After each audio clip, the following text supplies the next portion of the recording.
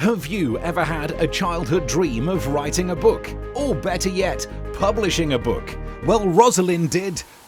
Hello? She had the dream since she was 12, actually. That's not a very flattering photo of me. Neither is that. Oh, come on, I'm not even in that photo. Yeah, that one works, I guess. And look at her now. Almost in her ripe old age of 20. Old? Oh, come now. Don't act like you're not going through a midlife crisis, or don't get excited when a household supply you need is on sale. Okay. Or suffer from crippling backaches. And with that posture, dear God, no wonder. But despite Rosalind's questionable well-being, she did it. She published a book with moderately decent success. And here she stands today, with a blossoming author career, here to tell you all about her secrets and how she accomplished everything. Oh my god.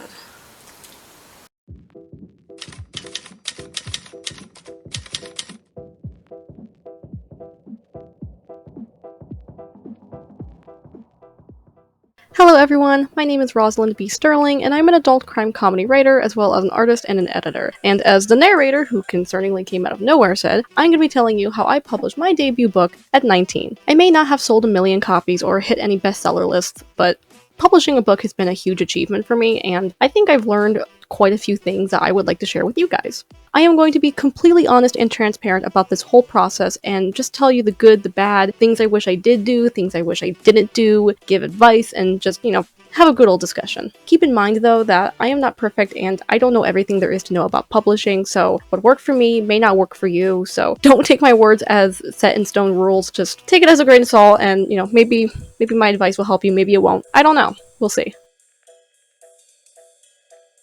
A lot of these steps are highly suggested to follow, but again, I understand that everyone operates differently, so don't feel pressure to do everything exactly the way I did. Find your own routine and find what works best for you. Sit up straight. You're bound to shrink a few inches if you keep sitting like that. Okay, look, I don't need your input. No, but your doctor will when you come in looking like a prawn with a snapped spinal cord. I mean, come on. I know you sit at a desk and write all day, but would it kill you to lean back a little? Before I get into the nitty-gritty details of my publication process, I do want to make a quick disclaimer and say that I don't typically mention my age online because I'm used to getting infantilized for it and having people put my work on a pedestal out of guilt or seeing people insult it. Just things like that, although I think I'm old enough now that people don't baby me as much. Got that right, you're old. Almost 20. I mean, that's 2 whole decades. Look how long it takes me to count to that number. 1, 2, 3. Anyways, I don't know, maybe I was just in bad writing groups before, or maybe I'm just paranoid, but I just want people to judge me and my work based off of the quality and not my age. The reason I am making an exception today and stating my age is because I remember seeing a lot of videos and blog posts when I was a kid made by very young writers, specifically under the age of 21, and they would really inspire me. It made me realize that even young people can make books and make content and be creative and do really amazing things, and I would like to provide that same inspiration to other people. But this video isn't just for young people, it's for anyone of any age who just wants to know my publication process and maybe learn a thing or two from it. Whether you're a professional or a beginner, if you want to know what I did, then here you go. So my book is titled Villain vs. Villain and the Revitalization of the Transtemporal Case. It's the first book in my trilogy and is an illustrated crime comedy sci-fi geared towards adults. The story takes place in 2005 and focuses on the Transtemporal Case, a cold case involving a time travel/teleportation scandal that got revitalized due to recent activity. We see the story through the point of view of our 3 main characters.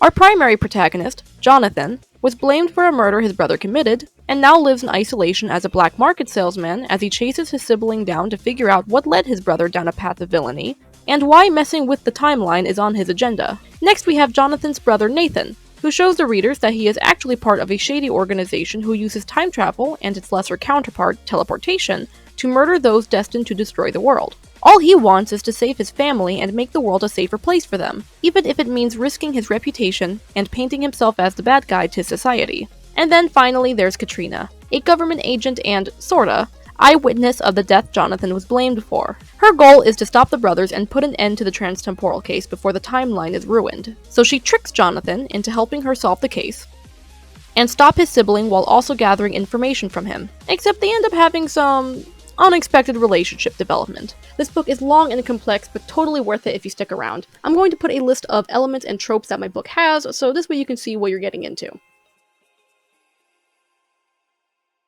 It's got a little something for everyone, so I'm sure you'll enjoy it. Or not, I can't really make you. I think your book sounds very interesting. Why, thank you. Random guy.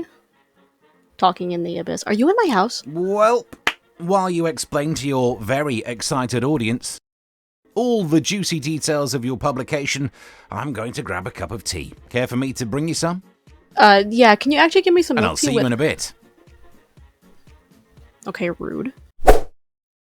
So I'm not going to talk much about my writing process, since this video is mostly about publishing the book and not actually writing it, and also because my writing process is just way too messy to really, explain.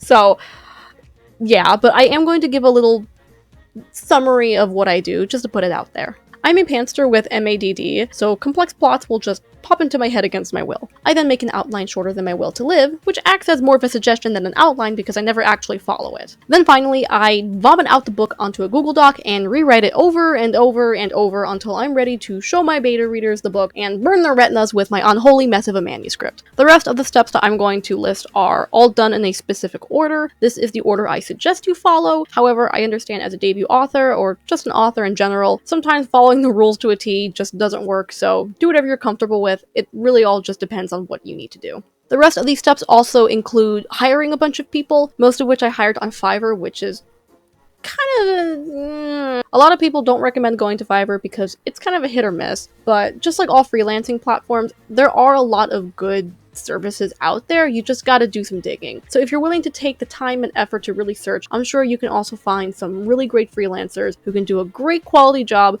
on a budget. I'm also going to link in the description all the people that I worked with and recommend, so if you want to check that out, there you go. Beta readers, or sometimes alpha readers, are people who read your book during its early stages and give you critiques and advice from a reader's perspective. They're pretty much just telling you what they thought of the story, the world, the characters, pacing, all that kind of stuff. The reason these people are so important is because we as writers become blind to issues in our books. These people help point out major early draft issues. My book wouldn't be where it is without them, and I think at least 80% of my book's improvement came because a lot of beta readers just were brutally honest with me and told me all the issues. Just in general, it really helps to have a second pair of eyes on your draft. I suggest you get at least 2 beta readers, so this way you have 2 opinions to compare and contrast to. I made a whole video about my beta reading process, so I'll link that down below if you want to check it out. But the basic gist of it is that I did about 3 rounds of beta reading. The first round, only 3 people applied, I think, and only 2 of them got back to me. Even though only 1 person got back to me, her feedback was astronomical and really helped me improve my draft. The second round was a little better. I had about 4 people sign up and 3 get back to me. Once again, it really helped me improve my draft. The last round was absolutely the best beta reading round I have ever done. I had utilized everyone willing to read my book for free, so I went and hired 10 beta readers on Fiverr, and amazing. It was amazing. All of that feedback combined really helped me fix any major lingering issues in the draft, and I think I did a final major rewrite after that beta round. It was especially helpful because I wrote this book when I was 14, so it really needed a lot of feedback and critiques and rewrites. I probably won't get as many beta readers for my future books as I did with my first book, because my first book, again, I wrote it when I was really young. It needed a complete overhaul. I'm not a perfect storyteller, but I've definitely improved enough that I don't think I need 20 beta readers for each book I make in the future, but it was still a really good experience for me. My personal advice is to get as many beta readers as you possibly can, because the more beta readers you have, the more critiques you can get, and obviously the more you can improve your book. But that's just me. Some people are happy with just 1 or 2 betas. Some people don't hire betas at all, which I don't really recommend, but again, different things work for different people. Lastly, I would suggest getting betas who mostly read your genre, since obviously they're experienced with the genre and can give you a lot of critiques based on the genre. So if you're writing a sci-fi, get people who read sci-fi so they can point out tropes or issues or whatever. They know the genre really well, so they will be able to give you really, really good feedback. However, I do suggest getting a few beta readers who don't typically read your genre. And I know that sounds like kind of dumb advice, because what would a romance reader be able to provide to someone who wrote a horror book, right? But I think that finding people outside of your genre to read your book is good, because they can give you some outside perspectives that people who do read your genre might not be able to spot. Again, it's really up to you how you want to go about this.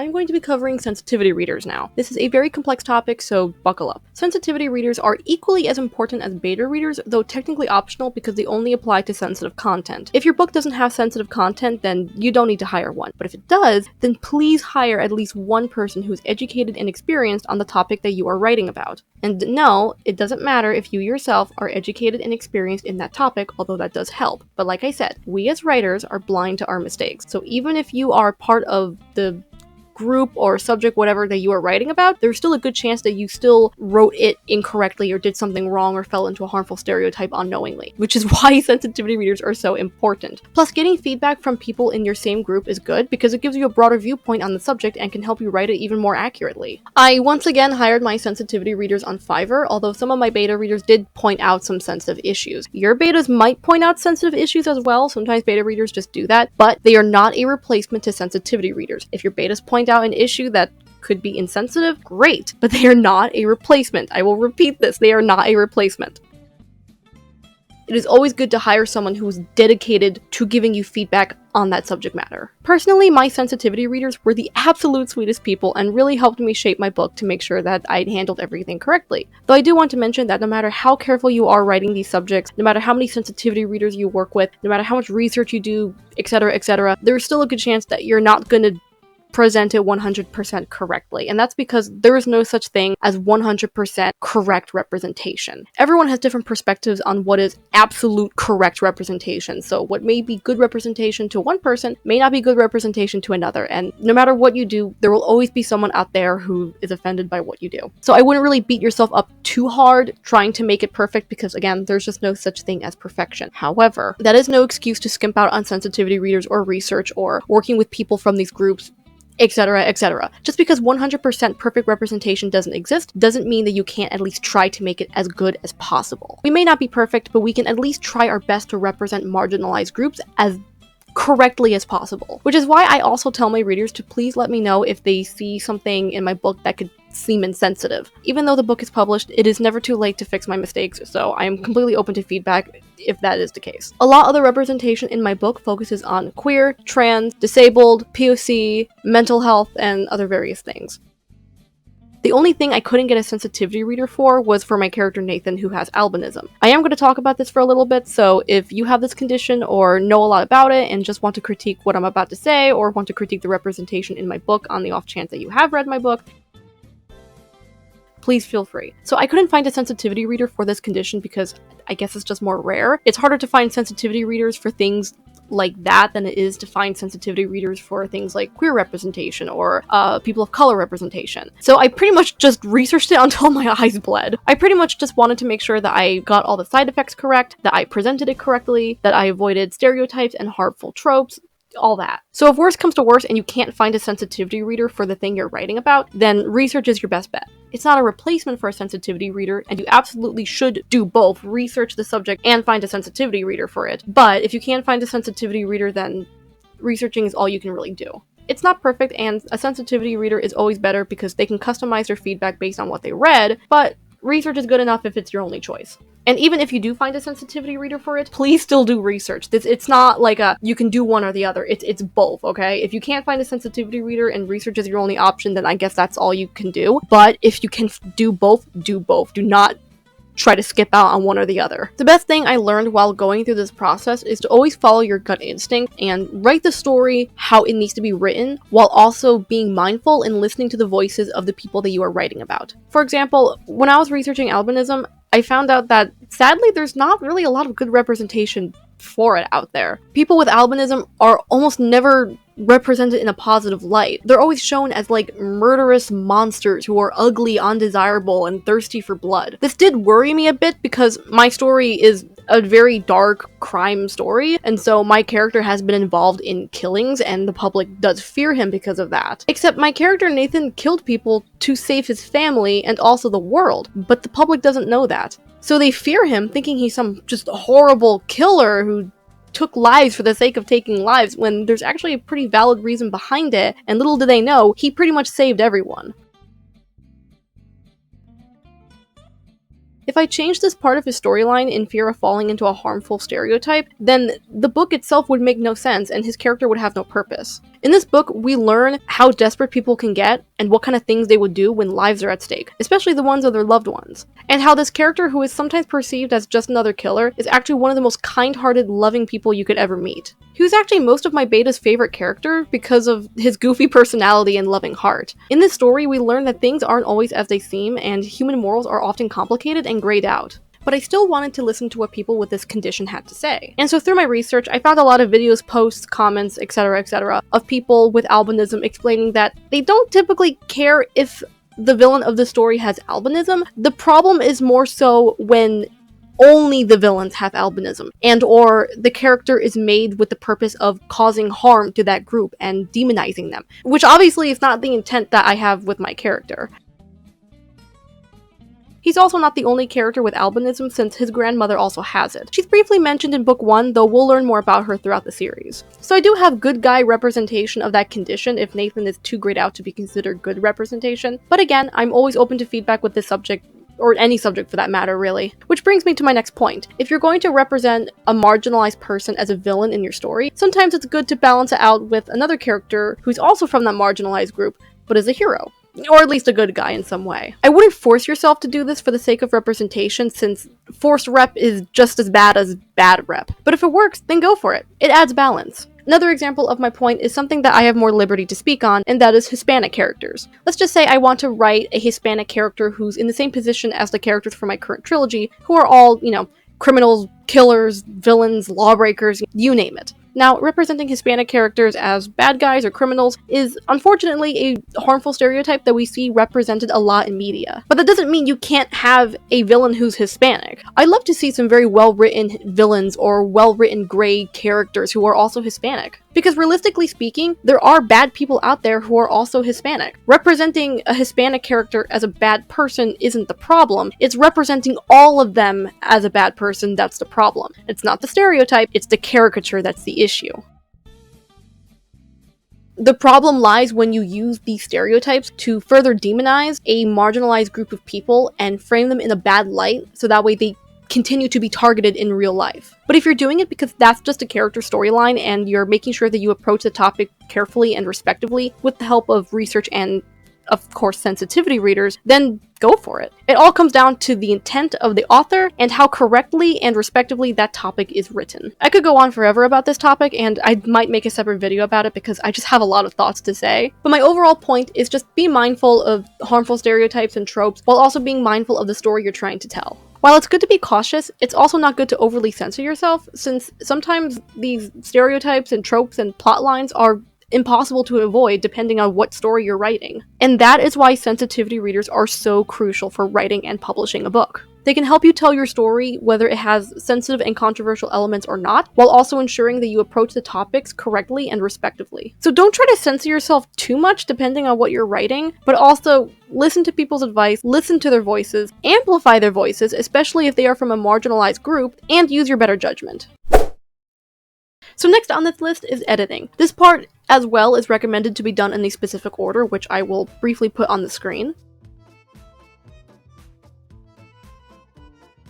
I do recommend you follow that order, but again, everyone works differently, so I'm not going to judge you or stop you if you do some things out of order or do it a different way. Just do whatever works best for you. First up is developmental editing. Developmental editing focuses on plot, characters, world, setting, etc., etc. This editing ensures that there are no plot holes, inconsistencies, poorly written characters, bad world building, all that kind of stuff. I debated hiring a developmental editor for my book since I myself work as one, and this is personally my strong suit. A lot of my beta readers also agreed that I didn't need a developmental editor because my story's issues, especially after I had rewritten and reconstructed the whole story, laid more in the prose than the story itself. But I decided to still hire one anyway because this is my debut book, I'm a newbie author, I just wanted to at least have the experience of working with one to see if it was really completely useless or if maybe I could actually find some worth in it. I actually ended up hiring two because one was like really cheap, so it wasn't a waste of money. I just threw her in there to see if it worked out since it wasn't really costing me much. And surprisingly enough, the cheaper one was more helpful. She did a lot more work and was a lot more thorough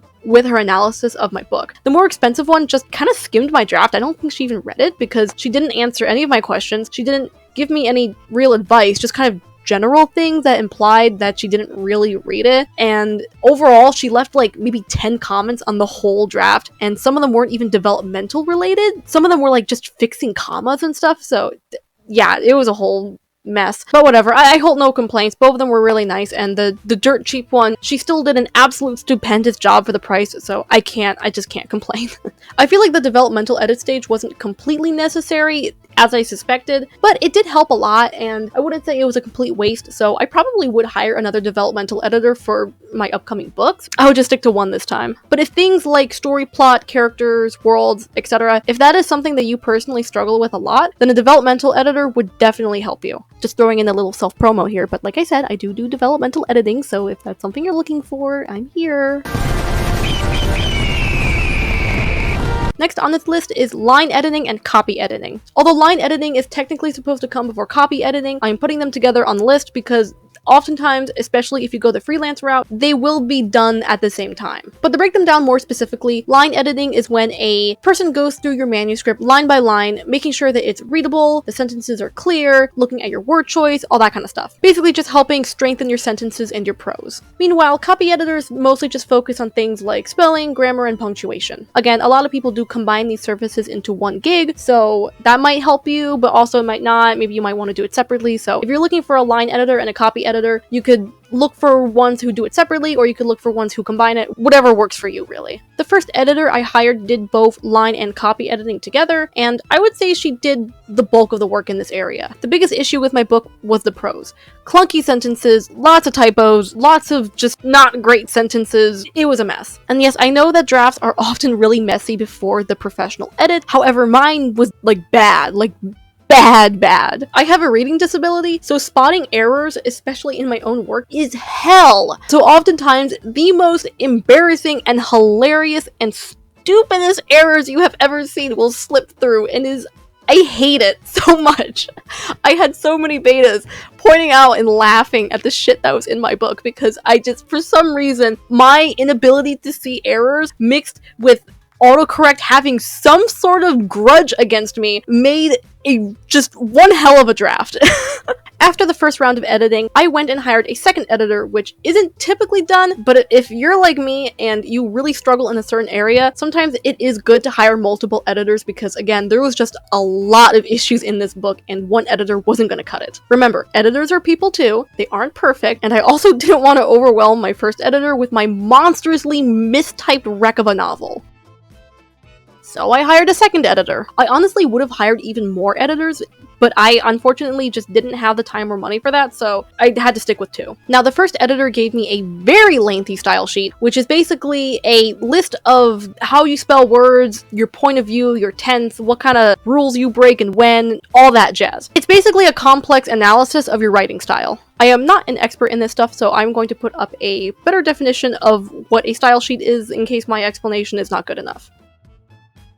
She as well gave me a lot of long-form notes to help point out major reoccurring issues in my novel, so that way I could reference that and see the issues that were there and I could further self-edit it myself. After I did some more self-editing and tried spotting all those reoccurring issues that my first editor pointed out, I went and shipped off my manuscript to my second editor. She was a copy editor, so she didn't really focus too much on sentence structure and all that, but she was really kind and tried to find any other issues that my editor pointed out in the long-form notes, so having that little bit of extra help was really amazing. That second round of editing was also the most hectic, but not for the reason you'd probably expect. There were just a lot of technical issues, so this poor editor had to basically re-edit my book again because the file corrupted or something, and then Fiverr glitched out and wouldn't let her deliver the order because the order page wouldn't open up. So I ended up waiting an extra month past the delivery date because Fiverr just didn't want to work for some reason. It was a whole mess, but that editor was, again, just super kind, super sweet, did so much work, and really pushed through this whole thing, so I really appreciate her sticking by me like that. Honestly, both editors were super amazing and left absolutely hilarious comments on my draft, which made this whole process super fun and lowered my stress levels a bit, so I really appreciate them doing that for me. Not everyone will need to hire multiple editors, but again, everyone struggles in different areas, so just focus on the areas that need the most help. When it comes to editing, I would highly suggest putting your money where you really need it. Ask your betas, critique partners, or anyone else who reads your book where they think you struggle with the most, and make your decision based off of that. If storytelling is your biggest issue, then focus more on developmental gentle editing. If prose is your biggest issue, then focus more on line and or copy editing. This way you can ensure that you're not paying for a service that you don't need and end up wasting your money and time, or on the flip side, end up skimping out on a service that you do need and end up publishing a book that has a lot of issues. Proofreaders are one of the last people to look at your manuscript before publication. They find any last-minute errors that your editors missed, so that way your draft can be squeaky clean by the time it's published. I hired one proofreader who was super sweet and ended up pointing out a lot more mistakes than I was anticipating, which was both good and bad. Good, because she was able to find a lot of straggling issues, and I was also relieved to see that my draft was in a state where there wasn't like a typo in every other sentence. But bad, because seeing that many mistakes in my draft at this point made me worry that there was still going to be errors in the draft even after publication.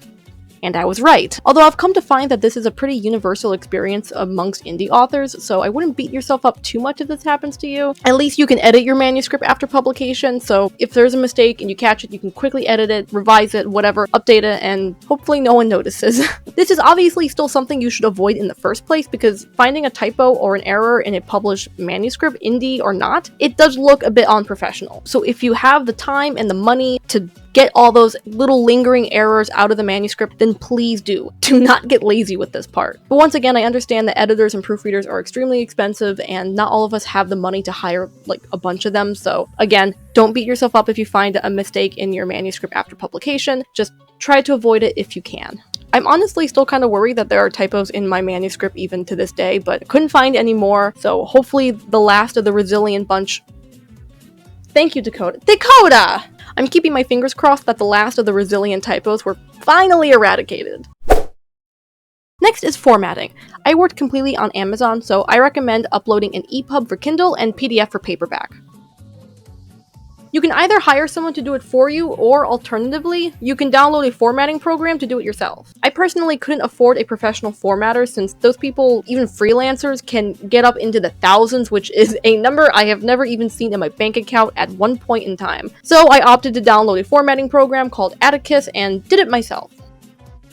I think that formatting your book yourself can be a little bit risky if you're not a professional, but if you download a decent program and try your best, it should come out doable. The preview isn't 100% accurate, and things like chapter titles ended up being a lot smaller after I uploaded it, but all in all, these aren't really deal breakers, and everything looks pretty good. There are still some minor things in the book's formatting that I want to change and just improve a little, but it works for now. So all in all, formatting your book by yourself is pretty time-consuming, stressful, and difficult, but it's a decent option if you're on a budget, and with the right tools and the right instructions, you can make it look pretty professional. So moving on to cover art.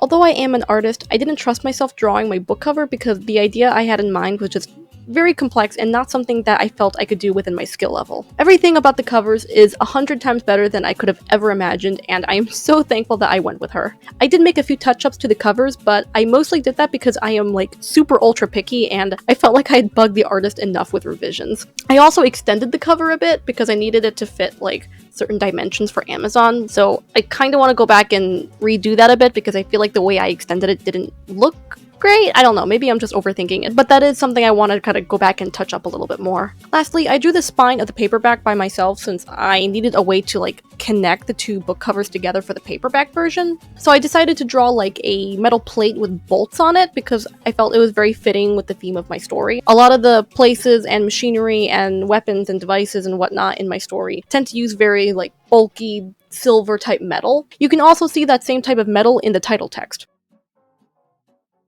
Which leads me to my next topic of discussion, which is obviously the title text.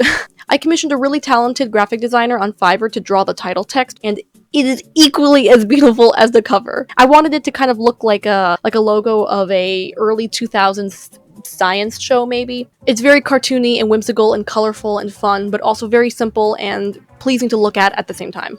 Overall, the cover and the title text and everything it looks so amazing, and I'm so incredibly happy with it, and I totally recommend hiring these people. I want to talk a little bit of why I chose the cover to look like this. I've seen a trend in adult books recently where the covers don't really match the story, at least not all the time. A lot of the covers I see are very simple, which isn't bad. Some simple book covers look really good and fit the story well. But there are other times where I would see like an epic science fiction have like a just really basic, boring cover, and it just doesn't look right to me. I'm not going to point out specific examples because I don't want to bring down any authors or cover artists or just any books in general, since I think that all of them have beautiful covers equally and I don't want to make it look like I'm hating on them.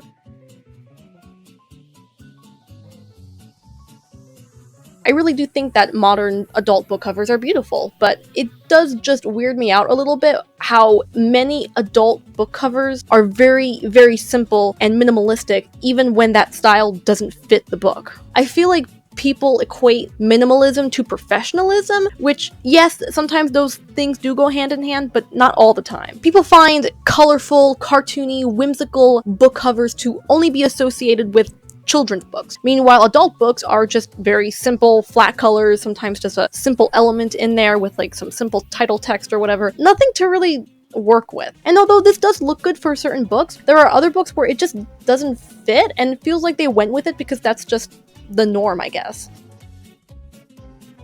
Keep in mind that not all adult book covers do this, I'm just speaking generally of what I've seen over the past couple years. But unlike the famous phrase goes, I do, just like many others, judge a book by its cover. And if I see a simple cover and the story is far from simple or just doesn't match the cover at all, I'm gonna feel kind of cheated. I feel like we need to start normalizing fun, whimsical book covers for adult books again. I see lots of older adult books have fun, detailed covers. Meanwhile, the more modern they are, the less detailed they get. I have seen some fun illustrative covers on adult books, but they're usually far and few between and always fall under certain categories. I don't really know how to explain these categories, but whenever I see a illustrated book cover on an adult book, it usually has a very similar style to other illustrated adult books. And again, these art styles aren't bad, they're very beautiful. I just find it a bit weird that they're very hard to come by, and then when you do find them, they all look very, very similar. I wanted my book cover to have an art style that didn't look really similar to the other ones that are typically out there. I wanted it to resemble something like a webtoon or a webcomic or one of those art styles that you'd see on social media while scrolling through like a fan art hashtag or something. I swear fan artists have like the most unique art styles I have ever seen. Like whenever I look up book cover illustrations, all the styles are very, very similar. Beautiful, but similar. But as someone who grew up as a fandom kid, I can confirm that a lot of the fan artists out there each have super, super unique art styles, and I always found them so beautiful, and they each have such unique personalities, and I really wanted something to have like a really standout style. Of course, my book cover isn't like the most unique thing you've ever seen, but I did want to try to strive for something a little less common, I guess. I wanted it to have like fun elements, fun colors, have little references in the background that you can look at and be like, oh, that's that thing from that one scene in the book. I didn't want the cover to be too cluttered either because that won't look good as a thumbnail. But I wanted it to have enough details that it makes you kind of look around, it makes you search for all the little references, and it's just something fun to look at. It's not like a one blank space with like a little element in the middle. It's like something like you can actually look at for like a good hour or so and still spot fun little details and whatnot. I feel like the way I'm describing this cover is giving very quirky, I'm not like other girls vibes, so I'm so sorry if that's how this sounds. I'm sure my book cover is far from like ultra unique, and I'm sure there are lots of other book covers that look very similar to mine. But just generally speaking, I've seen a lot of common styles used for modern book covers, and although I think they're very beautiful, I just wanted to do something a little bit different. I had a different idea in mind, I had different inspiration in mind, and I think the style that I went with fit the story and the characters really, really well, and I'm super happy that I chose what I chose. Hopefully it's something that draws people's attention, and I hope that other people think it's just as pretty. Moving on, a major issue I had with the cover was the fucking DPI on Amazon. I don't know if I'm the only one that experienced this or not, but I uploaded my cover to Amazon with all the correct settings, I did everything it told me to do, but it still rejected the cover every single fucking time. It just kept saying the DPI was incorrect, and I didn't understand why. I was submitting like the highest quality version with like super high DPI and everything. It far surpassed the limit that Amazon required. But still, it kept rejecting it and making the quality look like shit. So my technician boyfriend, bless his heart, took the cover, fucked with it on Photoshop, I don't know, some some program, and he started trying to, like, I guess make the quality better. I don't really know what he did, but he did something, and he kept submitting the cover to me over and over again. And so for like 3 hours, he would up the quality, send me the cover, I would upload it, Amazon would reject it, he would make the quality even better, lift the DPI up or whatever, send me the revised version, I'd upload it, Amazon would reject it, and it was back and forth, back and forth, back and forth. He has like a $1,000 gaming computer, and that thing was lagging so badly. I've never seen his computer lag like that. He went through hell and back trying to get that book cover to fit the quality standards that Amazon required, and finally it worked after like doing this all night. I don't know why it took so long or why it was giving us such a problem, but it did. So again, I don't know if I'm the only one that went through that. I don't know if this is something that other people might experience, but just putting that out there in case that's an issue you run into. I don't really know how to fix that. My boyfriend did. I can maybe ask him and get his advice, but he did it. We both did it. We got it uploaded, whatever. It was a pain in the ass. Even after the book cover was finally accepted by Amazon, it still looks like shit on the website. Whenever you download the Kindle, the cover looks amazing. Whenever you buy the paperback, the cover looks amazing. But whenever you look at the cover on the website, the quality looks terrible. I don't know why it still looks so terrible despite looking amazing on every other platform. You can tell I'm a debut author because there are still so many things that went wrong and so many things that I am still trying to understand. Continuing my earlier tangent about adult books not having fun covers anymore, I am now going to be talking about my book's illustrations. Once again, I just don't see fun illustrations in adult books anymore. They do exist, again, they're out there, they're just not very common, and it does make me sad because, again, children's books don't need to be the only ones that have fun visuals. Adults would love to see that, I'm sure. I'm one of them. I've spoken to a lot of adults who find illustrations in books super fun and super fitting, depending on the story, of course. And I just think that it's something that should be more normalized. I mean, I see plenty of books that I think would do amazing with illustrations, just like how they would do amazing with fun covers. But again, they don't have them. And I'm not judging authors who don't put illustrations in their books, since illustrations don't always fit the story. And even if it does, obviously not every author can afford to hire an illustrator or even illustrate it themselves. That's just not an opportunity that every author has. So it's totally fine if you can't do that, even if it is, you know, fitting. But I feel like it's something that should be done more often if it fits the story and you have the resources to do so. I would kill to see adult books with illustrations, at least just chapter illustrations or something simple. I don't really care, just something fun to look at. I had planned on illustrating my book for a while because the book is just, again, very cartoony, very wacky, very silly, just very over the top, and so illustrating it with like cartoon styled illustrations was a very fitting decision. The illustrations are done in black and white and meant to look almost like storybook illustrations, just more adult. I wanted to use my book to show that yes, adults can like illustrations in their stories too. Adults can like fun pictures, fun covers, fun everything. Becoming an adult doesn't mean you automatically become some boring, suit-wearing, black and white, bland coffee-drinking human being. We're allowed to like illustrations and cartoons and fun things like that. Moving on, the reason that I personally illustrated my book myself was because I simply just couldn't afford a book illustrator. Plus, I feel like illustrating the book myself was just a very personal decision. I love my characters dearly and I love drawing them, even if drawing all those illustrations in a very short amount of time sort of drove me insane. Drawing my characters so much really brought me closer to them, brought me closer to their story, and just, again, was just a very personal decision, and I'm glad I decided to do it. I'm a good enough artist that I did trust myself with the illustrations since they were much more simple than the book cover, so I felt more comfortable doing that. But even then, it does still worry me that I'm going to look back at these illustrations in like a year or so and be like, oh wow, those look like shit. Even now I'm starting to notice issues and mistakes in the illustrations that I didn't see when I first made them. That does make me a bit sad, and I'm gonna have to go back and fix those mistakes and then update the manuscript on Amazon. But again, I feel like I'm at a good enough artistic level where the illustrations don't look completely horrible. I think they look pretty decent, and there's not a whole lot that I particularly hate about them. Just a few things here and there that I plan to fix soon. Another thing that kind of worried me was having one art style on the book cover and another art style in the illustrations. I was afraid it would look messy or inconsistent or unprofessional, but I don't think it does. I've seen books have multiple art styles in the cover, in the illustrations, in the maps, or whatever drawings are in the book. And I think that having like one art style on the cover and one art style in the illustrations actually looks kind of good because one, it provides variety, and two, it kind of represents how eclectic this story is. The story is very widespread and has a variety of subjects and themes and ideas and concepts, and I think having a variety of art styles in the book kind of fits that. Overall, the illustrations aren't perfect and there are things I want to fix with it, but I think I did a pretty decent job with it and I'm happy with how they came out.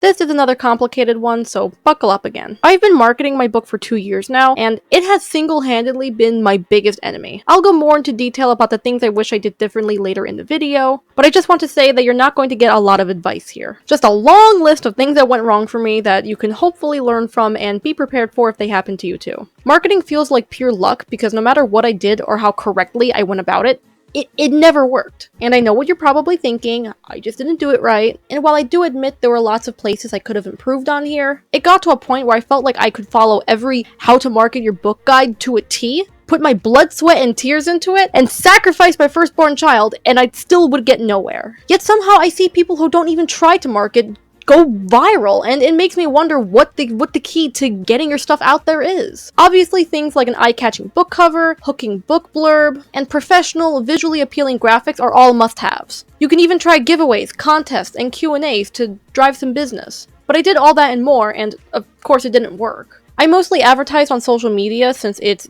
free and easily accessible, yet every single social platform I was on experienced a multitude of issues. Some, but not all of them, include 24/7 glitches, and no, I am not talking about my phone glitching, I'm talking about in-app glitches, like software glitches. All of which are things that a lot of my friends also experienced, so I know that it wasn't like just my device, it was happening to the whole app. I know that not everyone on these platforms experience all these glitches, but a lot of them do, which goes to show that these apps just have a lot of problems that target a lot of users. Maybe not all of them, but a lot. There was also plenty of shadow bans, erasure of important features, shitty algorithm, and of course a bunch of other miscellaneous stuff that made it nearly impossible for small creators to gain any sort of platform. I'm going to talk about each social platform that I'm currently on, and also discuss most of the issues that I experienced with them. Starting off with my main platform, Instagram. Instagram was good a few years ago, but recently they just went to shit. For me, it started when they gave me 2 separate strikes for 2 separate stories that I posted, neither of which violated any guidelines. This hindered my account significantly. I couldn't use like half of the features on that platform, and was shadow banned from most tags, which plummeted my reach. Not only did it take these 2 strikes over a year to go away, but it went away months after my publication day. So I couldn't even properly advertise one of the most important things on the most important day. And right after the strikes went away, Instagram removed the recent tab on all the hashtags. This means that unless you are a very popular account who already has a pre-established platform, you cannot get your posts seen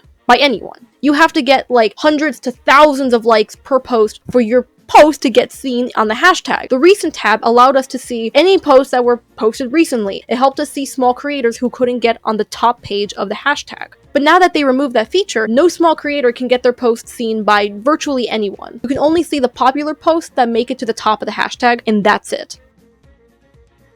This also hindered my reach significantly. When I first started my writing account, I got upwards of 40, 60, even up to 80 and 90 likes if I was lucky. Now I get about 10 to 20, which I'm thankful for, obviously, but clearly my reach has gotten really bad, which means I can't advertise my book to anyone. The only people that see my posts now are friends, mutuals, and a few followers. I can't reach anyone new or build any audience or gain any kind of platform at all on that app. Also, for the longest time, Instagram has been having this, I guess, glitch where they remove followers every time you gain a new one. So for example, if I gain 2 followers, I immediately lose 2 more right after that. And this didn't really seem too strange at first because, okay, whatever, I got X amount of followers and that same amount of followers disappeared right after. Maybe it was just a coincidence, or maybe those few people unfollowed me, I don't know. But after a while, this happened repeatedly to the point that I cannot brush it off as a coincidence. I gain 1 follower, I lose 1. I gain 3, I lose 3. I gain 2, I lose 2. This has been happening every single time I get a follower for months now. Over a year, I think, actually. My follower count has been stuck at the same number range for, like,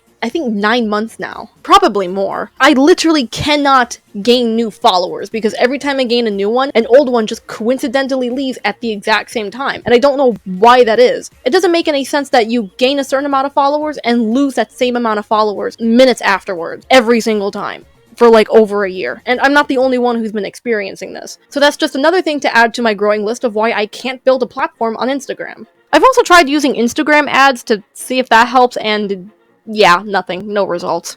Next up is Tumblr, which is, I don't even use it anymore. I mean, I try to, but I just don't see the point because nothing I post gets notes unless it's fan art. If I post fan art, lots of people see it. If I post anything other than fan art, no one sees it, except for maybe like a friend or two. Obviously, fan art naturally gets more attention because it's content for pre-existing media that people are currently fans of, while building an audience of your own is difficult because you have to try to get people interested in original content that they've never seen before, and just starting an audience and fan base from scratch is just really, really difficult, so I understand that. But after a while, it's just, if no one's seeing it, no one's seeing it. I'm not going to bother making a bunch of posts on Tumblr if not a single person is going to see it aside from like 1 or 2 friends. Next is Twitter, which I stopped posting on for the exact same reason as Tumblr, but Twitter is also just a hellhole, so I don't really like going on there anyway. YouTube is a hit or miss. Videos like the one you're watching now don't usually do too good on my account. They'll get like a few views and like a like or two. Meanwhile, YouTube Shorts usually do a lot better, but not always. Sometimes my YouTube Shorts do really, really well and help me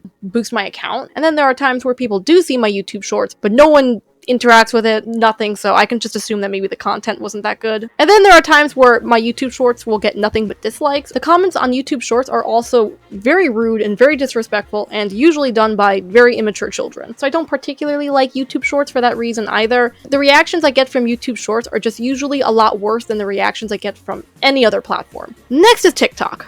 TikTok isn't too horrible, although they also remove followers randomly out of nowhere for no reason, so that sucks. TikTok also pretty frequently shadow bans me, not as much as Instagram, but they do it pretty frequently, and once again, I get shadow banned at times where I never get any account violations, so it's not that. I'm not using banned hashtags, I'm not spamming, I'm not posting about content that could get me shadow banned, which is another thing too. A lot of social medias tend to shadow ban you if you talk about controversial things, which half the time aren't even controversial, but it still sucks because you could bring up a real issue that needs to be addressed and get shadow banned. So maybe that's why I get shadow banned sometimes. I do talk about like real issues. I'm a big advocate for minorities, and I do talk about a lot of real world issues sometimes, so that could be it. But even then, places like TikTok, I never talk about advocate stuff. I do that more on Instagram, but I don't really talk about advocacy related content on TikTok, so I don't really understand where the shadow bans are coming from. I'm just at a loss. I also can't add any links to my bio until I hit 1,000 followers, so I'm just stuck redirecting people to my website and socials through like the comments or the descriptions of my posts, and it just gets really annoying. I truly just don't understand how I could follow all the guidelines, post quality content, even study SEO, and still get nowhere, or even worse, get shadow banned. Yet other accounts can majorly violate guidelines every 5 minutes and post content with the quality of a 5-year-old throwing their mom's phone in the toilet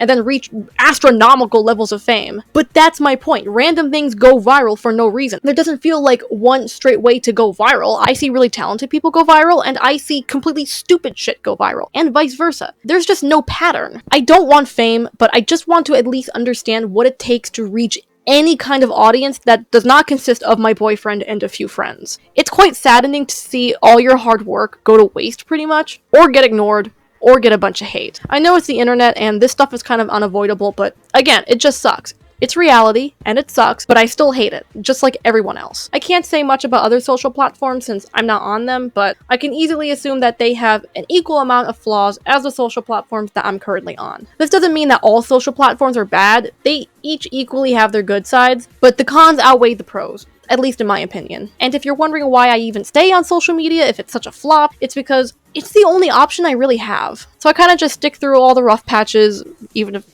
like 99% of my time is a rough patch, and just try my best and hope it will eventually take off. I also hired some folks to advertise my book on their social platforms, websites, newsletters, all that, which didn't really do anything either. No offense to them, of course, they were all very kind and professional, but I'm just being honest, I didn't see any results. Aside from social media, there are other ways to market a book, so I'm going to go over those now. One is book festivals, which is something that I think is a great marketing tool, but I can't do those right now because they are very costly. Renting a table and purchasing supplies can go up into the thousands, and I just don't have the money for that right now. And on the off chance that I do somehow find the money to open a table at a book festival, or any convention for that matter, there's a very small chance I'll make back even a portion of the money that I put into it. I'm just too small of an author to make a lot of sales. I also have business cards, which I don't think are meant to really be a marketing tool. Like, yeah, it can drum up business, but it's more of like just spreading the word. I don't think you're really supposed to see major results from it. Maybe you are, I don't know. I do have them. I haven't seen any results, so I thought I'd just throw it in there. I also have a newsletter, which is, again, another great way to market your book, but I can't get people to sign up for it if I can't spread the word. And I can't spread the word if I can't get the word out. Like if I'm constantly being shadow banned, or if my posts just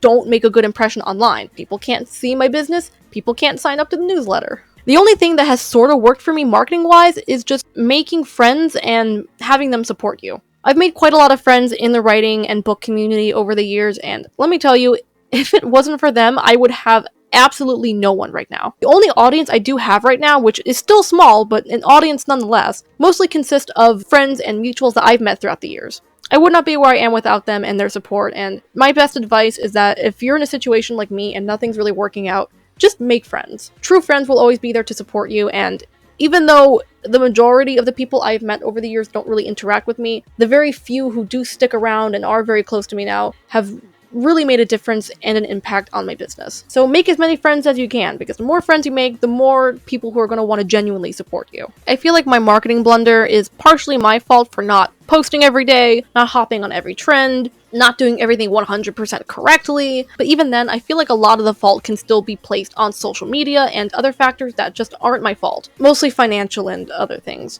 My book is also just very niche, so trying to find that specific of an audience has proved to be extremely difficult. So I'll take the blame for certain things, but again, marketing really just feels like a game of luck, just flipping a coin to see what works and what doesn't. I really don't know what the secret is, if there even is a secret to it. No matter how good or bad you are at creating content, at marketing, at doing anything really, it just feels like a stroke of luck to get your stuff out there. So I do feel a little better knowing that I'm not the only one struggling, but it still sucks. My point of all this is, marketing is difficult, it's something I struggled with a lot, it's something that I still struggle with a lot, and it's something that a lot of other people also struggle with a lot. So don't feel too bad if your attempts also fail like mine. I wish I had better advice, but all I can recommend is make quality content, try out different posting schedules to see when your followers are most active, and interact with your audience as much as you can. People will just be more inclined to follow your journey if you're friendly, conversational, and welcoming. But also be prepared to try your best, do everything as right as you can, and get a whole lot of nothing in return. Maybe you'll have better luck, and I hope you do. And if any of you out there have better words of advice, I'm all ears. ARC stands for Advanced Reader Copy. ARC readers are the ones who receive free copies of your book in exchange for an honest review. Although certain platforms like Amazon have been cracking down on stuff like that, so it's best to just let the ARC readers review the book on their own rather than telling them to, because Amazon might flag the review as fake or even get you in trouble. Leaving a review as an ARC reader nowadays just kind of feels like an unspoken rule of generosity. The draft you give ARC readers is typically supposed to be the final copy that you're publishing, but I, like many authors, tend to edit our books all the way up to publication day, so it's common to find ARC copies with some typos, formatting issues, missing images, and the like. As long as the manuscript is pretty much ready for publication, aside from maybe a few things here and there, that's all that really matters.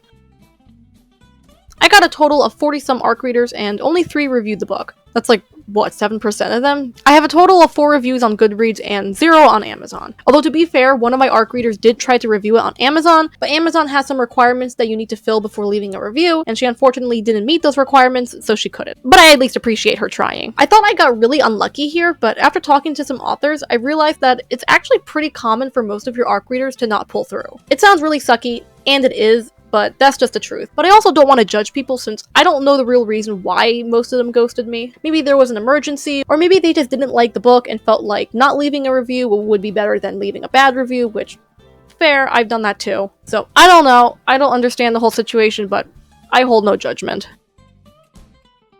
I had 3 ARC readers pull through, which is better than 0, so I'm happy. Just be prepared in case this does happen to you, and don't be afraid to get too many ARC readers. Because if a lot of them do end up ghosting you, then the more you get, the more likely you are to actually have a few pull through.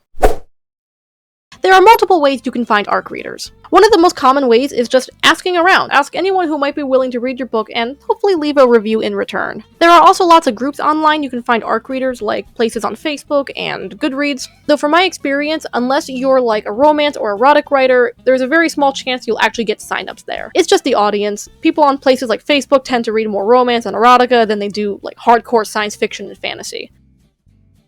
At least the groups that I'm in. Alternatively, you could sign up for programs like Voracious Readers Only. I got 28 signups total from them, but only 1 left a review. Booksprout is another ARC reader program. I got 4 total signups and 1 left a review. The other ones that reviewed my book were from my personal sign-up sheet. Like I said, there are plenty of places to find ARC readers, but it's very likely that only a few of them will actually review it. So again, your best bet is to just gather as many ARC readers as possible and keep your fingers crossed that a few actually pull through. We are now on to the section that you've all been waiting for, the publishing part.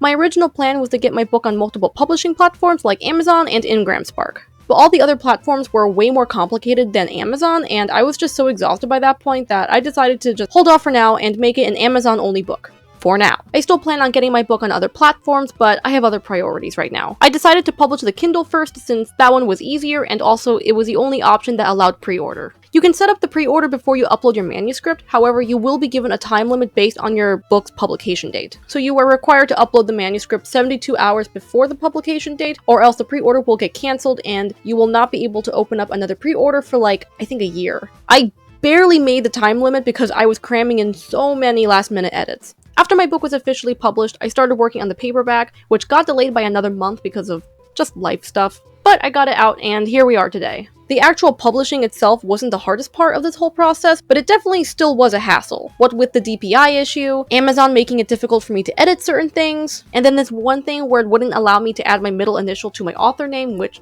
that was a whole other fiasco. It caused issues with my Goodreads account because Goodreads thought I was 2 different authors, and so then I tried to go fix it, but I ended up losing access to my Goodreads account, so then I had to contact support. So then Goodreads got it fixed, I got my account back, they added my middle initial there, I got my middle initial on Amazon as well, and all is saved. It just took a while and a lot of stress. So if your author name has a middle initial, make sure to do your research and add it correctly. I don't have much else to say about the publishing part since it was pretty self-explanatory. I didn't really have to look up too many tutorials, Amazon just led me through it, and aside from the issues I did mention earlier, it, again, wasn't the hardest part of this whole process, so hopefully you don't have too much trouble with it either.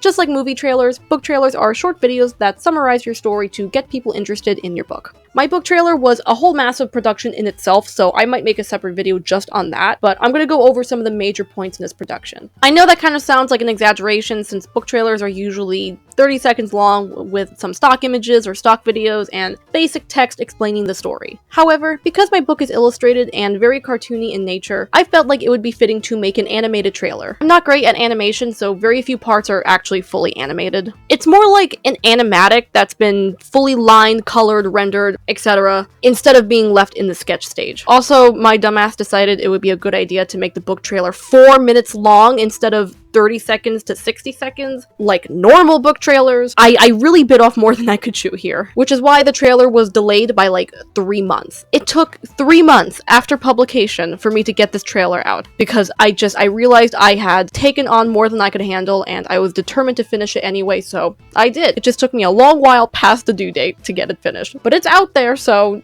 all is well, I guess. I hired 4 voice actors, 1 music producer to create a custom soundtrack so I wouldn't get copyright striked, drew over 80 separate drawings on my dying iPad 6th generation, with over 200 separate frames total. Then I edited the whole thing in fucking CapCut somehow. I don't know how I did it. It was a mess. It was a very complicated mess. But I think it was ultimately worth it. Maybe I'm getting too far ahead, but I think we work pretty well together. Give it a few more weeks. We'll either be close partners or one step away from declaring nuclear war on each other.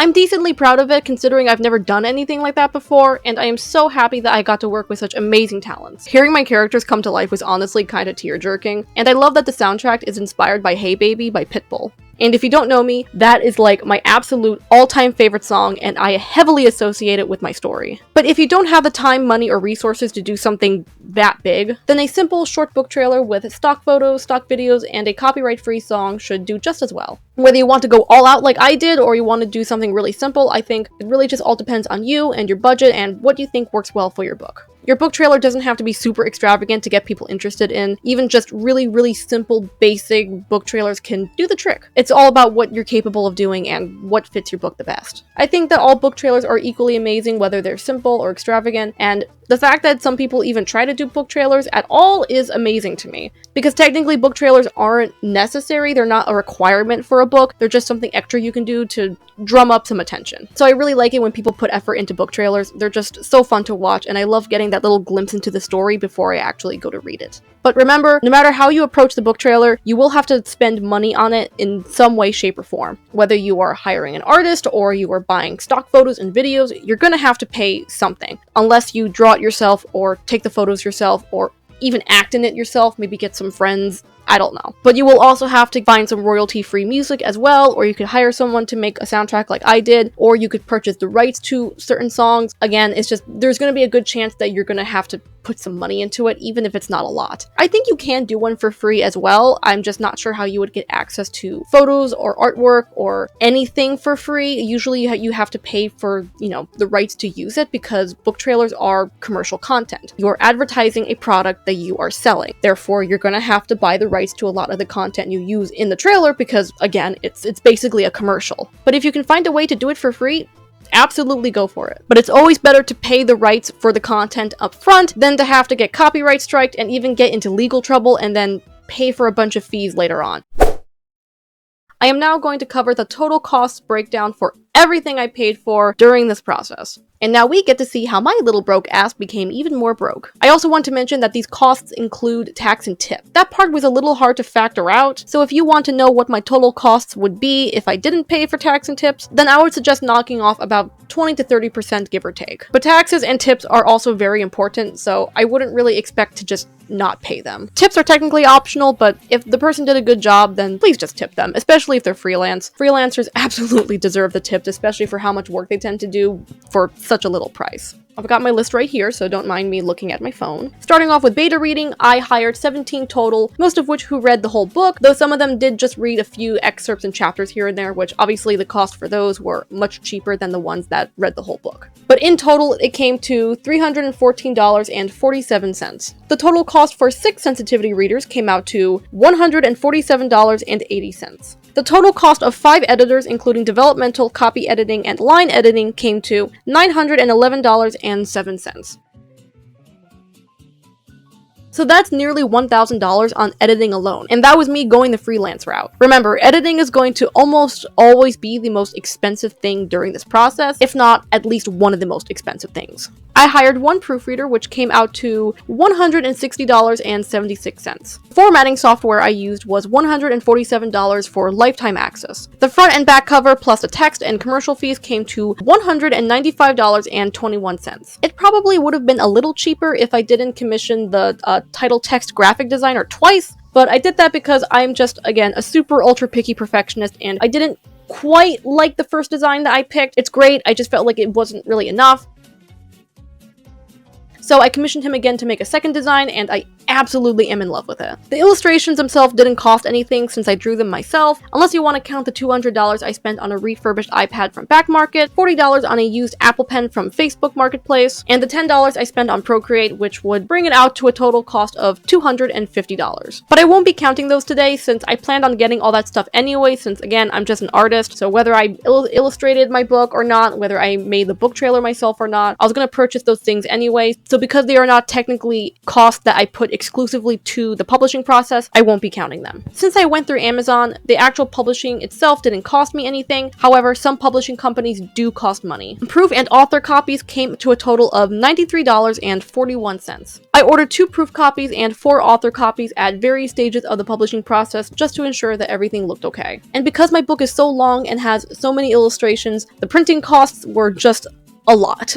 The book trailer, after paying for 4 voice actors, 1 music producer, and commercial fees, came to a total of $145.98. And I'm throwing in a miscellaneous section to cover the $17.83 I paid for someone to help me write my book blurb, and another $7.78 that I spent on a Spanish to English translator. Which, side note, I actually had 3 different languages briefly spoken in my book, including Spanish, French, and Hindi. But the first editor translated the French portions for me, and one of my sensitivity readers translated the Hindi sections for me, both for free, so bless their hearts. And then this one guy I tried to commission to translate the Spanish phrases for me told me he wouldn't even let me pay for it because it was just a few phrases, so he just did it for free. However, he got back to me really late, and because I was on a time crunch, I went ahead and commissioned another person to translate it for me, and then he got back to me right as the other person I commissioned delivered the order. So I could have gotten that one for free, but I didn't because I was just on a time crunch and I didn't know when he was going to get back to me, so I just went ahead and commissioned a second person. Both translations were actually a bit different, so I ended up just picking and choosing which phrases from which translator I would put in the book. I also want to mention copyright, which at a minimum would cost $45. Technically, anything you make is copyrighted, and people can get in trouble if they do try to steal it. However, getting an official copyright certificate from the Copyright Office just adds another layer of legal protection if that makes you feel safe, like it does for me. That usually isn't necessary since legal copyright is only really useful if you have to go to court for copyright infringement, which again, that rarely happens, especially if you're such a small author like me. So you don't have to pay this part. It's not necessary. I don't 100% recommend it if you don't really need it, but again, it's just an extra layer of protection that some people like to get, and that's valid. That brings us to a grand total of $2,251.42. That might sound like a really expensive and daunting cost to a lot of folks, and I totally agree. If you're like me and basically poor, it's gonna be really hard to afford that. I spent almost my entire savings publishing this book, and I also didn't spend all that money all at once. I would slowly spend the money after each paycheck over the course of about 2 years. And again, this was me going the cheap freelance route. I spent a lot of time trying to find people within my budget who also matched the quality of work that I was looking for. So trying to find quality work on a budget is going to be really hard, but it can be done with enough determination and research. Book costs can usually get up to the tens of thousands even if you don't go the freelance route. But please remember, if you're going to publish a book, you're going to have to spend a lot of money either way. Whether you hire well-known professionals or hire really cheap freelancers, you're going to end up spending a lot of money. And that's because if you want a quality book, you're just going to have to hire a lot of people to help you with it. This doesn't mean that the more money you spend and the more people you hire will up the chance of your book becoming some international bestseller. It won't even guarantee that the book is high quality, because more money does not necessarily equal more quality. You really have to be smart about your financial decisions and decide which editors you're going to hire. Are you going to actually listen to their edits? Because I know people who hire very expensive editors and then never take the edits. They just remove half of them because they don't like it, even though the editors are trying to help their book improve. You could spend a lot of money on a book cover designer, but just because you spent a lot of money on that doesn't mean that the book cover is going to look good. You really have to do research and figure out where your money is going and if the result you're going to get is worth it. And also if you're going to listen to the people you're working with and take their advice to actually improve your book. There's a lot of factors that go into this kind of thing, but my point is you're going to spend a lot of money. Will it guarantee that your book will be perfect? No. But if you want your book to at least be at a decent standard for publication, it's going to cost you. Only do certain things yourself if you're capable. Don't try to do something yourself if it's not going to look good just to save some extra cash. I do understand that not everyone can afford certain things, so I'm not judging you if you do certain things yourself, like draw the book cover or edit it yourself or draw the illustrations or format it yourself, whatever. I'm just saying that if you have the money and there's certain things that you don't really trust yourself doing to a high quality standard, then just hire someone. I knew for a fact that I would not be able to draw my own book cover no matter how hard I tried. It just wasn't going to look good because I know my skill level. So I put in the money to hire someone to do it for me. Sure, I could have saved some money if I drew it myself, but then the cover wouldn't look that good, and that's just not good for the long run. I'd rather spend the extra money than to fuck up my book. Say hi. Say hi.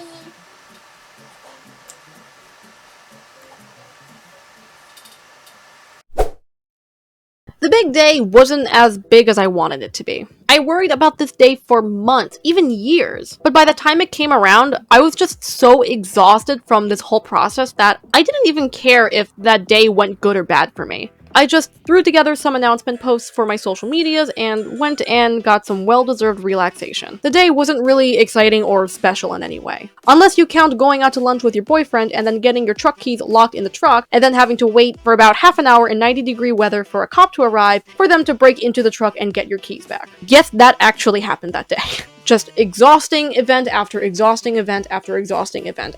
I needed sleep. I made a total of 3 sales that day, and you know what? I'm happy with it. I wish that day went better, and I wish I made more sales. But I was just so overworked and tired that I couldn't find the energy in me to fuss over whether or not that day went extraordinary for me. I know that sounds kind of odd since having your launch day flop after so many years of time, effort, money, and dedication sounds absolutely horrible, and it does suck to some extent. But a time comes where you realize that you're not going to be the next Stephen King, and no matter how hard you work, you're not always going to get a bunch of success in return. So you kind of just have to be happy with what you have. This was especially easy for me to come to terms with since publishing a book has always been more of a personal goal than a financial or success goal. So simply becoming a published author, even without major success, was enough for me. Others may not feel that way, but that's just my perspective on it. There's nothing to really report since not much has really happened. I've made about 8 sales total now, and I'm also constantly updating the manuscript on Amazon because, again, I'm a fucking perfectionist and I have to constantly be fixing minimal details that don't matter and don't need fixing. I have had some author interviews as well, mostly with small creators, but nonetheless, those made me happy, so that's a fun update, I guess. Now we're going to talk about things that I wish I did and things that I wish I didn't do. 1. Underestimate literally everything. Whatever expectations you have for publishing a book, just chuck them out the window now while you still have time. Because no matter how much preparation and research you do, you are still going to be thrown into a whirlwind of panic and confusion, especially if this is your first time, so expect the unexpected. Number 2, and I briefly mentioned this before, but I wish I started marketing earlier. Although I doubt that would have helped that much considering how many issues I've had with marketing so far. I know that people will say that you just have to keep going, keep posting, keep being active, and eventually your stuff will take off. But I have been working my ass off for like over 2 years now to market this book, and I've seen so little results that I just feel like giving up. I do wish that I started earlier, posted more, and just tried a little harder with my marketing stuff. But again, marketing just truly feels like a losing battle, so no matter how much I regret, I really try not to blame myself too often. If there's anything I wish I did differently with my marketing aside from just posting more and starting my strategies earlier, I would say it's networking. Connecting with others was really the only thing that helped me even slightly, so I wish I followed that path a little more. But I unfortunately didn't realize this until it was too late, and I was just so exhausted and out of time that I just didn't have the energy or time to network any more than I already did, so I just kind of had to deal with it. Lastly, number 3 is save more money. I truly did not expect to spend so much money on this book, so I wished I saved up just a little bit more so I could afford certain services that my book definitely still needed. I would suggest budgeting ahead of time and saving more money than you expect to spend, because it's always best to have a little extra than to have not enough. Being a young writer in this day and age is a mixed batch of emotions. It's still really difficult, but there are also so many resources that exist for us now that we didn't have years ago. Like the fact that technically anyone can publish a book on Amazon, or the fact that we have access to so many affordable services and information online to help us improve. But I think that the hardest thing about being a young writer, at least for me personally as someone who writes books geared towards adults, is trying to write characters who are much older than myself. All my characters are aged 27 to 32. At least in the first book. In the later books, they're much older, going up into like their 40s, even 50s. So obviously their mindsets are a little more developed than my own. And I don't necessarily equate physical age to mental age, since I honestly believe that some younger people are more mentally mature and also vice versa. But it's still something to consider. I have to write from the perspective of someone who's lived longer than me and has more life experiences than me. And people have told me that this could be a major issue and something I could fail at miserably because I'm trying to write about people who have life experiences that I'm not even close to gaining yet. I actually got pretty bullied for it when I was younger. Bullied by adults, ironically, who told me my book was shit despite not even reading it or knowing what it was about, and people who tried to force me to write characters of my own age because they truly believed that I could never succeed in writing anyone even slightly older than me. I remember feeling really sad about that, and I actually stopped writing for a while because of just how disappointed I felt. These characters of mine, despite being adults, are ones that I love so dearly, and I really enjoy telling their story. Like I mentioned earlier, I have something called MADD, and Again, you can do your own research on that if you don't know what that is, but pretty much I don't have any control over the characters and the stories that my mind creates. I do have some control to some extent, but for the most part, the ideas just come to me. I don't make my characters a certain age or look a certain way on purpose. It's just kind of the way that I see them. So it's not really my fault that my characters are even as old as they are. That's just how I view them, and I love them for it. And while struggling to write adult characters as a younger person is a real thing, and I definitely think that I wrote my characters pretty immaturely back when I was much, much younger, it's not necessarily impossible to write accurate adult characters as a younger person. Research is still a thing. Talking to people of those same ages is still an option. And in the end, this is a fictional story about a bunch of people investigating a time travel scandal. It's very far from realistic, I can assure you. There is no universe where I plan to be a government agent or attempt to invent time travel. Fiction is about writing the fantastical, the fake, the unworldly. There's a reason it's called fiction. It allows us to write about things that we will never experience in our real lives. No fiction writer writes about things they know 100% about. That defeats the whole point of writing fiction. Are fantasy writers secretly elves and dragons who overthrow their king on a day-to-day basis? I mean, maybe, but not always. Are horror writers secretly monsters who stalk the woods at night and put fear into children? Again, maybe, but not always. You get my point. If I was to limit myself to only writing about the things I knew about, I'd be writing pretty boring books. Writing adults as a younger person is still a valid struggle, and I can understand people's wariness when they hear that some 50-year-old character was written by a 19-year-old. I can understand why people would think I can't write them pretty accurately. It's not good to just assume that about someone and undermine their abilities simply because of their age. And even if I am shit at it, I have to improve somehow. I don't really feel like waiting 30 years to write a certain story because the character is much older than me. Accuracy doesn't always come with age. I mean, I'm sure it does. I'm sure 40-year-olds know other 40-year-olds pretty well. But accuracy also comes with practice. Just because you're the exact same age as a character doesn't mean you're going to write them perfectly. Writing is a skill on its own, and even if you understand that character super well, you could still struggle to write them because, again, writing is a skill and it takes time to craft. I've seen children prodigies write super amazing stories, even better and higher quality than that of their adult counterparts. And vice versa, I've seen adults who are very new to writing and don't know much about it, and so the story quality isn't really the best, and the characters may not really act their age. They just don't have enough experience, so the story doesn't really come out how they were imagining. But that's how you improve. You practice. Writing is about taking challenges and writing about stuff you don't know, people you don't understand, lives you've never lived. Will it be perfect? No. No matter how good of a writer you are, there is no such thing as a perfect story. I doubt my characters are perfect adults, and to be honest, neither are real adults. And by the end of it all, I wrote a story that desperately needed to be told, I had fun with it, and maybe I even brought a smile to a few of my readers' faces. That's all that matters. Plus, I've actually, always been fascinated with writing older characters for a very specific reason. It's because I, sort of in a way, looked up to them. I was always frustrated as a child, struggling with child things, struggling to experience things, struggling to do things, having my abilities and my skills and my feelings ignored by people simply because of my age. Writing from the perspective of older characters who have lived longer and are at a point in time where people take them seriously, it gave me an outlet. It helped me cope, and it helped me write about the world through the perspective of people who knew what they were doing and who were taken seriously by the people around them.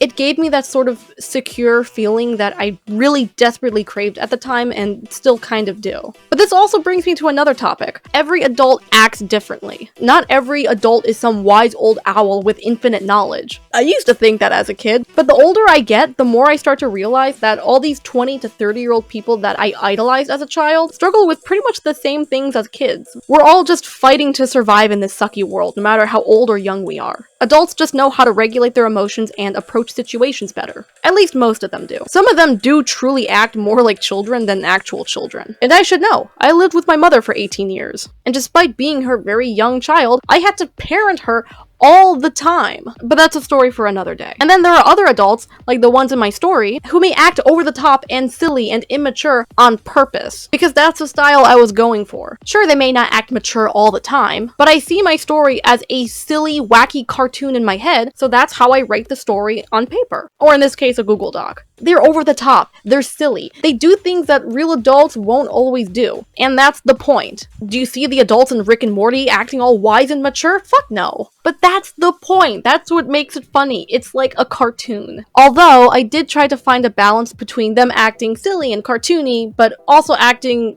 mature and of their age. Because those are both aspects I like seeing in adult characters and tried to mix it in creatively. I could go on forever about this topic since maturity is a broad spectrum and everyone I talked to had different opinions on how an adult should act, but it is something I did and still sort of do struggle with to understand. And though I do think this is a concept that more younger people will struggle with, I feel like it's possible for anyone to struggle with it. Because I've read stories written by people double my age and have to watch characters who are also people double my age act super immature for no reason. And I've also read stories written by literal children who write pretty accurate adults. Sometimes writing mature characters is just hard, no matter how old you are. But hey, that's life.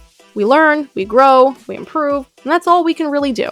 The way I worked around this was just accepting that sometimes we struggle with things, but if you want to tell a story, you gotta tell the story. You may not be great at first, and it may take time to improve, but if there's a story you want to tell with characters that you want to lead it, then just write it. We only have one life, and it's too short to fuss about, oh, should I write this? Should I write that? Do I have enough experience? Just do it. Do what makes you happy, even if it's not perfect. You'll get there eventually. Another thing I struggled with too, which is sort of related to the thing I was just talking about, but it's being judged. Like I said earlier, I got really bullied by adults no less about writing characters older than me, amongst other things as well. And I've always feared that being a young writer would give people an excuse to undermine my abilities and assume that because I'm young, I therefore don't have enough skill to be an author, or to write about topics that I like to write about. And while me and my creations may not be perfect, I enjoy what I write, and I'm sure someone out there can find some worth in my work. My current goals right now are as follows. 1. Make a few edits to my book's illustrations and formatting. I mentioned that earlier and I just want to mention it again, but there are some minor details I want to fix because I'm a perfectionist, and if I can find any way to make my book look closer to how I imagined it, then I'll do it. Number 2, I want to get my book into other retailers outside of Amazon. But in order to do that, I will have to work on redoing the cover spread because I made it in the KDP cover creator. And if I want the cover to look the same on all platforms, I'm going to have to make the cover on a separate program and then upload that cover to all the retailers I plan to publish it on. So that will take a tad of time, and I'm still just really tired, so I'll hopefully get to it at some point. 3, I want to make a hardcover and audiobook version. Those two are much more difficult and super expensive to do, so that's a goal I'm keeping on the back burner until I get the time and the money. 4, I want to get back into the promoting grind since I can't make sales if I don't promote my book. And as much as I hate marketing and want to give up on it entirely, I don't really have a choice. It's something that I just need to get back to doing. It's necessary. I also just plan on being more active with my business in general, which includes starting up a proper schedule on YouTube. I'm not just going to promote my book, I'm going to talk about writing, I'm going to make more art content, I'm hopefully going to even do lives, so if anyone would like to collaborate for a video or join me on a live stream for maybe like writing sprints or something, let me know. I want to be more active on YouTube in general and create more content so I could, build an audience, and also just because I enjoy making content. So hopefully I will be starting a schedule soon, which will include about, I would say, like 1 video a month, maybe more if I can fit it in, but for now I'm sticking to hopefully 1 video a month. I hope I can do this. The live streams are something I would have to plan a bit more, so I'll let you guys know whenever I start doing those. 5, I would love to get my book into some book fairs and conventions. But as I said earlier, those are really expensive, so it's not something I can do right now, but hopefully it's something I can achieve in the future. Lastly is book 2 in my trilogy, which is currently in the works. I don't have a confirmed release date yet because I'm currently lacking the money and the time to publish it, but I promise it will be out as soon as possible. What I do know for sure is that it will be out sometime in July. What year? I don't know.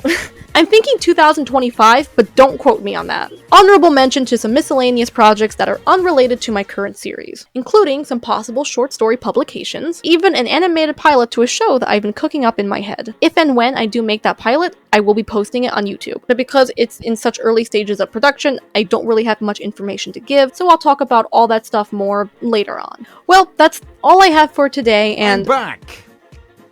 Of course you are. And I have my tea with me. Oh, didn't bring yours though. Shame. I am just so tired right now. I put on the same outfit every single night and filmed for like 3 hours every night for like a week or more, so I hope this was all worth it, and I hope you could find some use in my words. If you want to find the people I worked with, as well as extra resources that I used to publish my book, check the description down below. I hope that this video can help you in some way, and that you have an amazing rest of your day. Bye, guys! Okay, seriously, where the fuck are you? Oh, shit.